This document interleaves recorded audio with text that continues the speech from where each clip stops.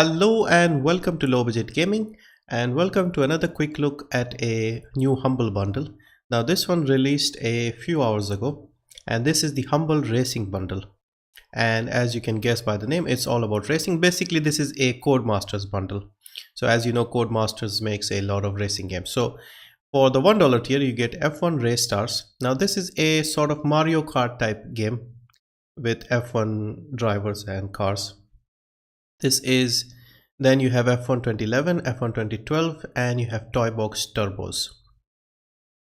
This could be fun actually. I've never heard of this one before, but this looks nice.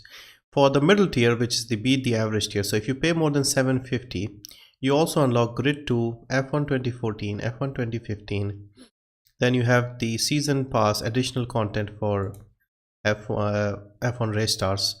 You get 60% off Dirt 4. You get 40% off F1 27, a DLC for F1 27, a DLC for Dirt 4, DLC for Dirt 4 again, team booster pack.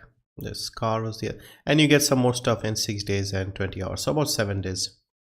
And finally, in the final tier, you get Micro Machine World Series, F1 2016, Dirt Rally, more DLC for 2016 F1, more DLC for Grid 2. And yeah, that's it. So a lot of DLC and a lot of similar stuff here. So for once, I'm not too impressed. Now the reason for this is car games, they have licenses and their licenses soon expire. So Codemasters has made a lot of car games, but unfortunately a lot of them, the licenses have expired, so they can't sell them anymore. So for example, you don't see Dirt 3 here, you don't see Grid, the original one, you don't see something like Dirt 2 or Dirt Showdown, and the reason is their licenses expire after a few years. So even here, if you see, you don't have F1 2010, you don't have F1 2013. Now you would see, why is 11 and 12 here and 13 not here? 13 had some older cars, older F1 cars from the, I think, 70s, 80s as well. I haven't played it, but that's what I heard.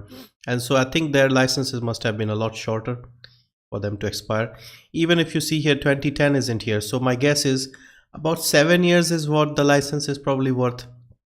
So yeah, so if you are interested in F1 and all these games, definitely grab them, because they will probably disappear in a few years. At least these two, I'm guessing another 2-3 years they won't be around. So yeah, I always recommend getting the $1 tier because you get excellent value here.